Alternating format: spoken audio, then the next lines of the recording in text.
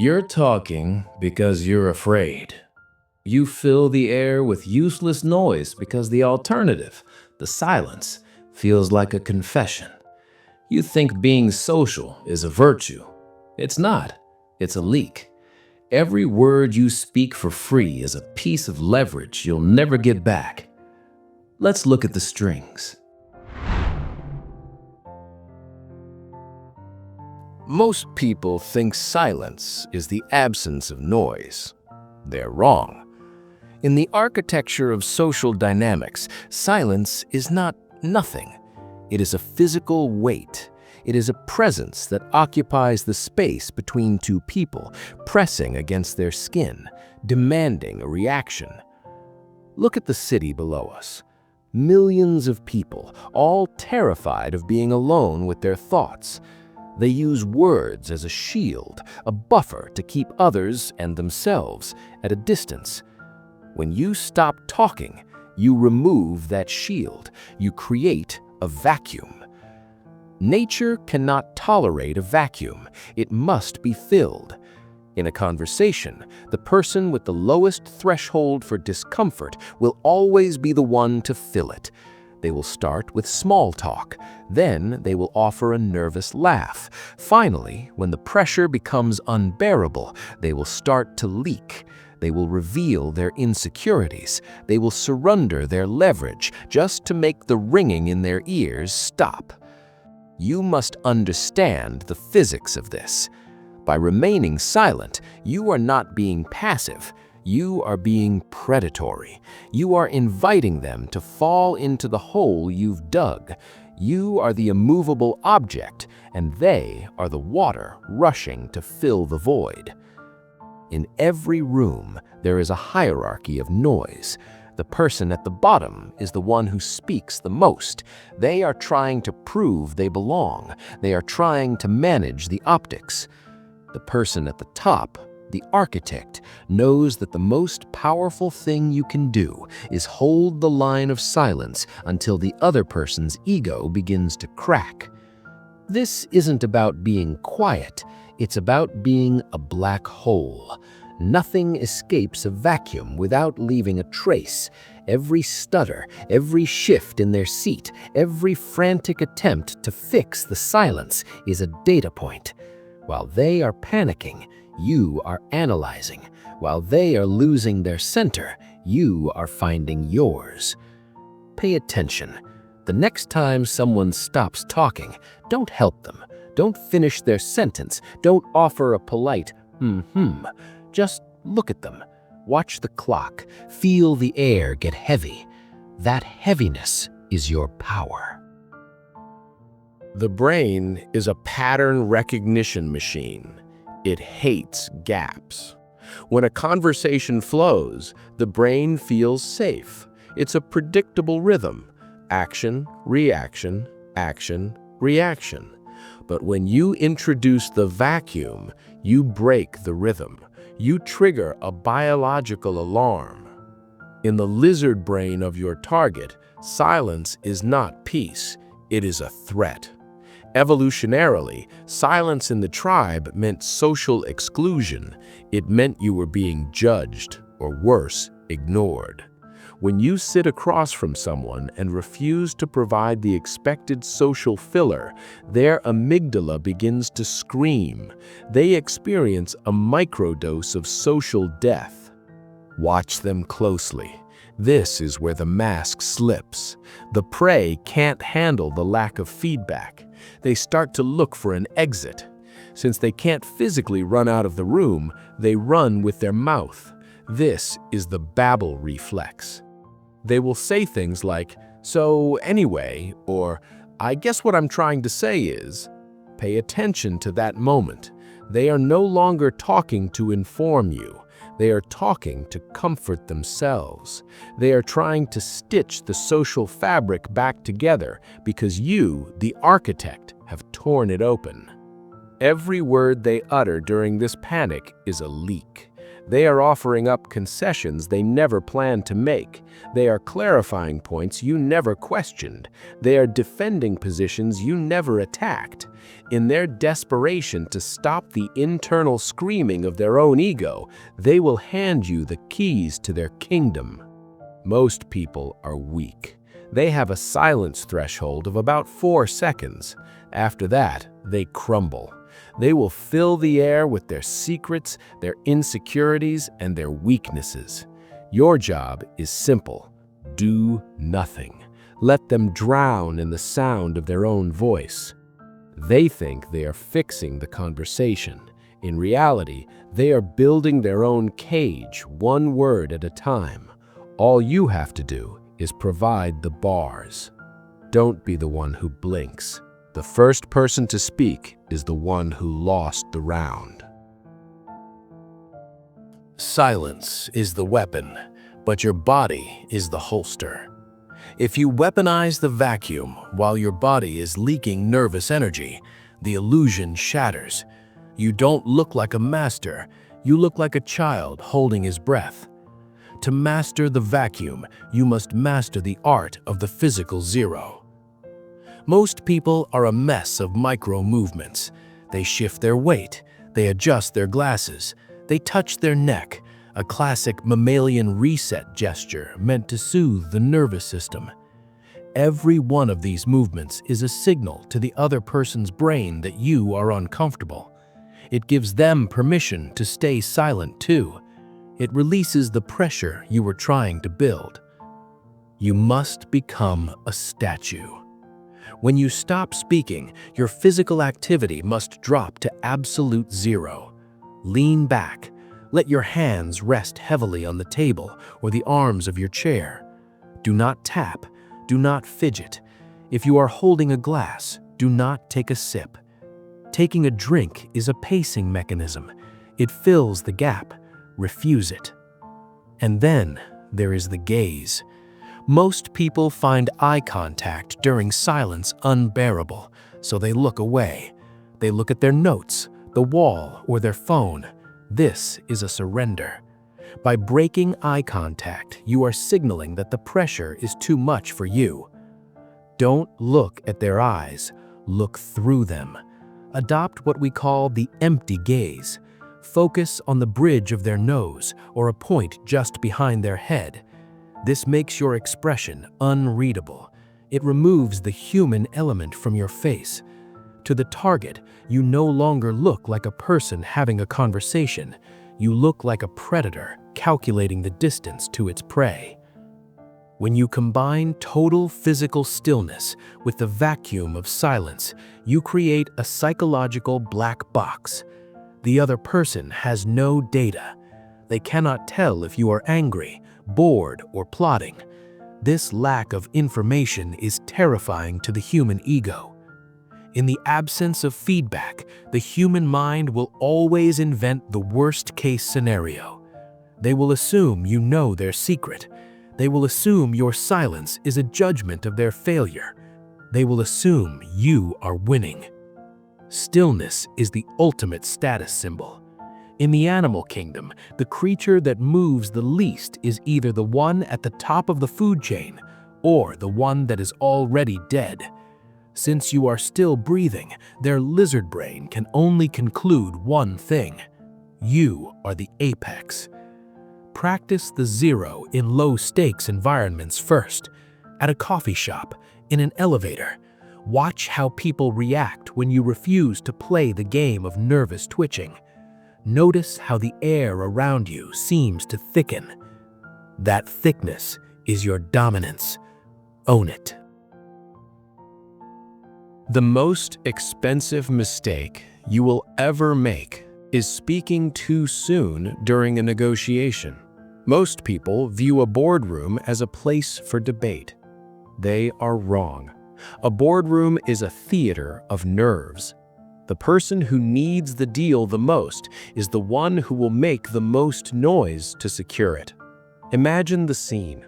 You've presented your terms, or perhaps they've made you an offer. A salary, a contract, a buyout. The air is thick with expectation. Your pulse is racing. Your brain is screaming at you to say something, to justify your price, or to accept theirs before they change their minds. Stop. This is the decision void. Instead of responding, I want you to apply the 4-second rule. After they finish speaking, count to 4 in your head. 1, 2, 3, 4. During these 4 seconds, maintain that 0 posture we discussed. No nodding, no frowning, just a calm, expectant gaze. To the person across from you, those 4 seconds will feel like 4 hours. They have just handed you a piece of themselves, their offer, and you have met it with nothing. In the absence of your validation, their mind will immediately begin to sabotage their own position. They will think, is the offer too low? Did I offend them? Do they know something I don't? This is when they start negotiating with ghosts. Because you aren't talking, they have to argue with the silence. And the silence is a much tougher negotiator than you are. Watch what happens next. In over 70% of cases, the other party will break first. They'll start to sweeten the deal before you've even rejected the first one. They'll say, of course, we have some flexibility on the signing bonus, or we might be able to move the deadline if that's a concern. They are literally bidding against themselves. You haven't said a word, yet you are winning. You are letting their own anxiety do the heavy lifting. This is the ultimate leverage. You aren't forcing them to give you more. You are creating a vacuum so powerful that they feel compelled to throw more into it just to fill the space. The architect never begs for a better deal. The architect waits for the other person to realize that their first offer wasn't enough to buy the silence. In high-stakes dynamics, the first person to speak after an offer is made is the one who is being managed. Be the one who manages. Let the ghosts do the talking. The most dangerous lie is the one people tell to be polite. In every interaction, whether it's a performance review or a casual conversation, people offer a front. This is the curated version of reality they want you to see. If you accept the first answer someone gives you, you are playing their game. You are accepting the mask. The architect doesn't look at masks. He looks at what's underneath. This is the interrogation mirror. It is a technique designed to bypass the conscious mind's filtering system. It works because humans are social animals who crave the closure of an accepted answer. When you ask a question and receive a reply, the social contract dictates that you should acknowledge it. You should not. You should say, okay, or I see. You are going to do the opposite. You are going to offer nothing but a reflection of their own silence. Ask your question. For example, why was this project late? Or what are your long-term intentions here? They'll give you the practiced, safe answer. They'll talk about unforeseen variables or synergy. As soon as they finish, do not move, do not blink, maintain eye contact. Allow the silence to sit between you like a physical barrier. This is where the mirror effect happens. Because you haven't validated their first answer, the target begins to doubt it. They look at your blank expression and they think, they don't believe me. Or worse, they already know I'm lying.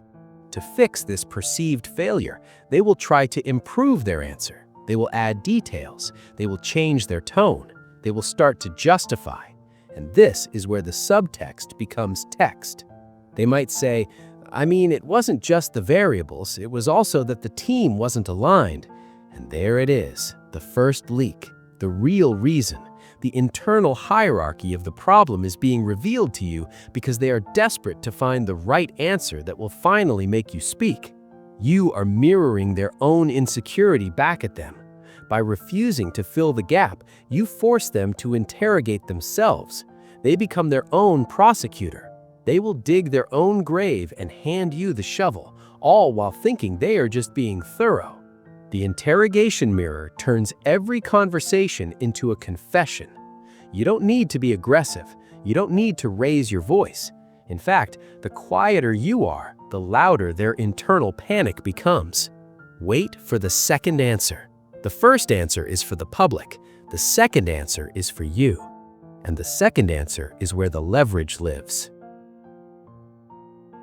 In a group, there is a secret language being spoken under the words. It is the language of the hierarchy.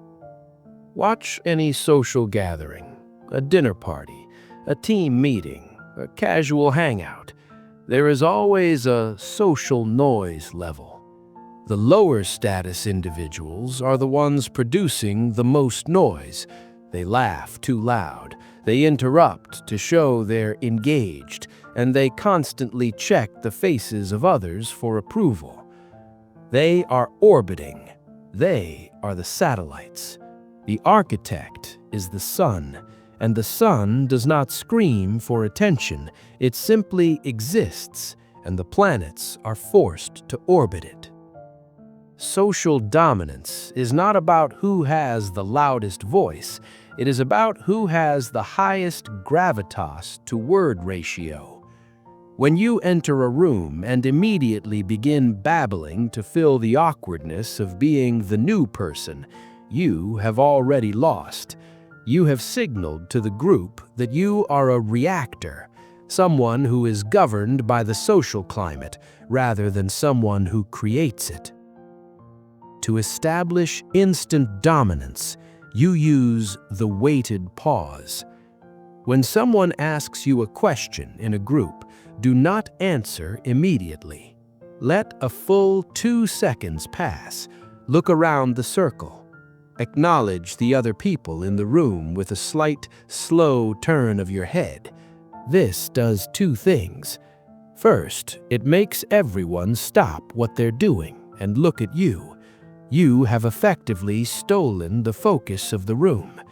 Second, it signals that your thoughts are too valuable to be rushed.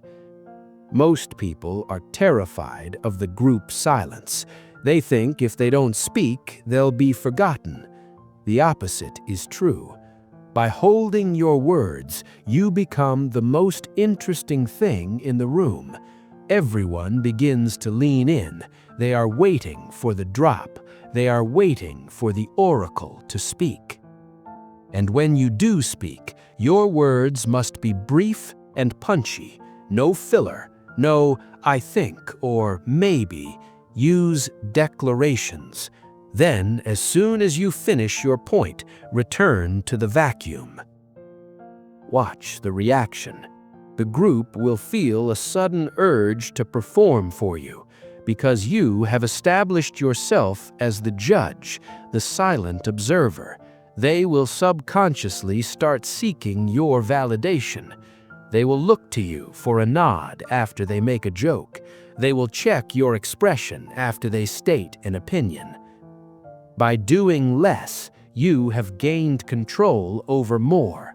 You have moved from being a participant to being the architect of the social energy. While they are busy being charming, you are busy being powerful. Remember, the loudest man in the room is the one with the most to prove. The silent man in the room is the one who has already proven it. The first answer is a decoy.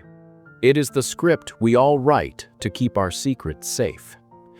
When you ask someone a difficult question, their brain immediately scans for the correct social response, the one that protects their ego and preserves their optics. If you accept that first answer, you are agreeing to live in their fiction. The architect knows that if you wait, the script runs out of pages. This is the second answer principle. It is based on the fact that humans are incapable of maintaining a lie or a facade under the pressure of prolonged, silent observation.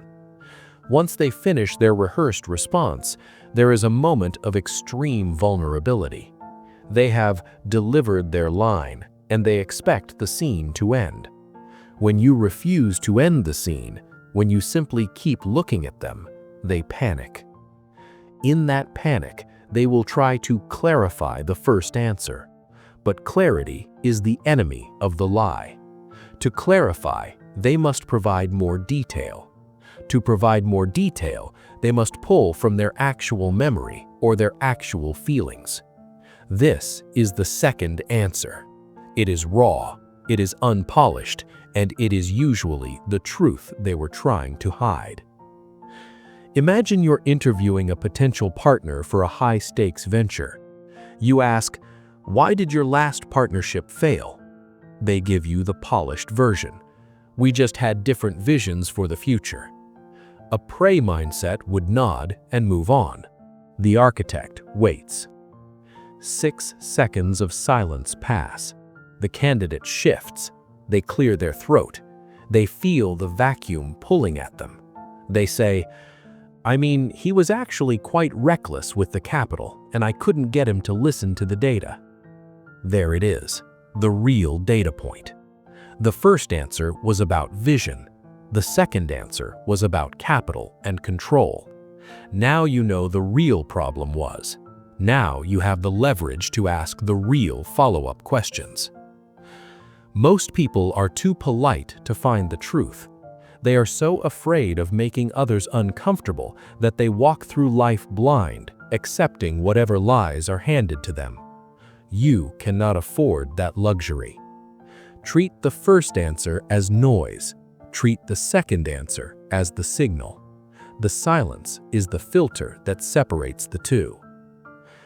Practice the second answer, even in trivial situations. Ask a friend how they are. When they say, "Fine," don't respond. Just look at them with a mild, curious tilt of your head. Count to 5. Watch how quickly "fine" turns into a 20-minute confession about their real lives. People are desperate to be seen, yet they are terrified of being known. The vacuum gives them permission to be both. You aren't just listening, you are mining for the truth they didn't even know they were going to give you. Every weapon has a recoil. If you don't know how to brace for it, you'll end up hurting yourself more than your target. The vacuum is a surgical tool, not a blunt instrument. If you use it without calibration, you don't look like a master, you look like a glitch in the matrix. There is a fine line between strategic silence and social incompetence.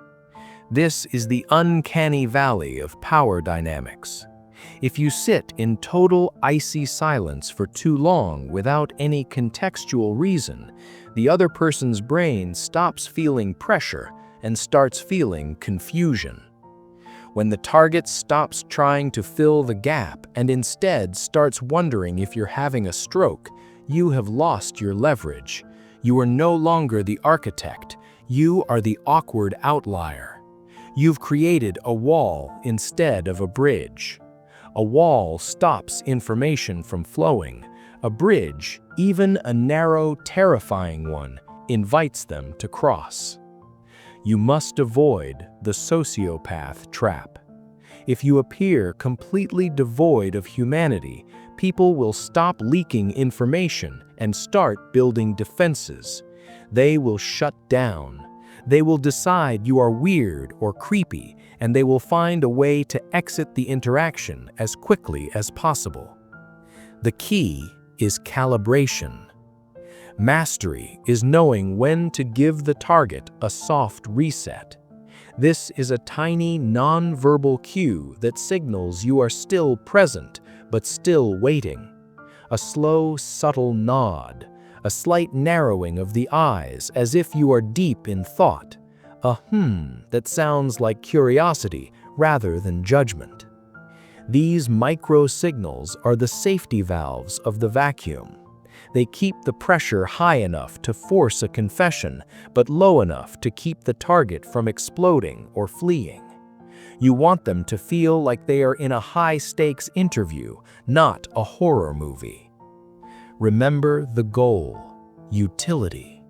You aren't doing this to feel superior.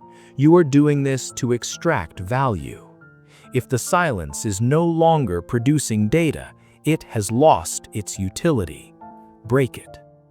But when you break it, you do so on your terms. You don't break it because you are uncomfortable. You break it because you've decided the current round of extraction is over. You offer a small, controlled sentence to reset the rhythm. Then you decide whether to open the vacuum again. Control is not just the ability to stay silent.